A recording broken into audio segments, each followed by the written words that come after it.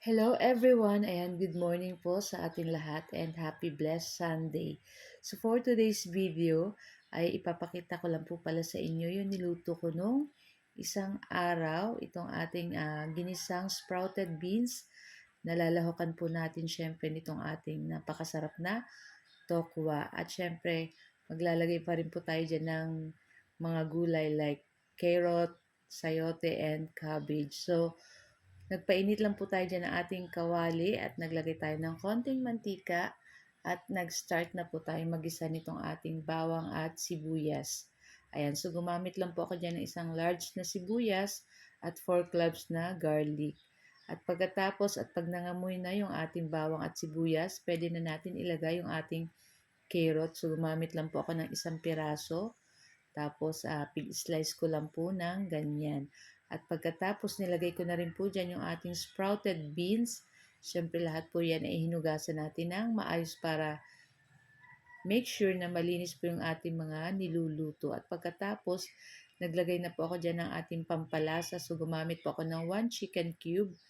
At naglagay rin po ako ng paminta, uh, oyster sauce, saka ng ating soy sauce. At pagkatapos, sinaluhalo ko lang iyan. At pagkatapos nilagay ko na rin dyan yung ating gulay na sayote at yung ating cabbage. Ayan. So, madali lang naman pong maluto yung ganitong ulam, lalo na po yung ganitong gulay. So, masarap po sa ganitong luto ay hindi po masyadong luto yung ating sayote, yung ating, ang tawag niyan, cabbage.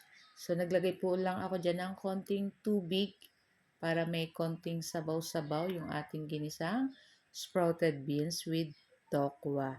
So, maglalagay rin po pala tayo dyan ng konting sugar, mga 1 teaspoon lang, para medyo may konting tamis-tamis itong ating nilulutong ginisang sprouted beans. Pero, optional naman optional lang yun guys. Kung ayaw nyo lagyan, okay lang naman.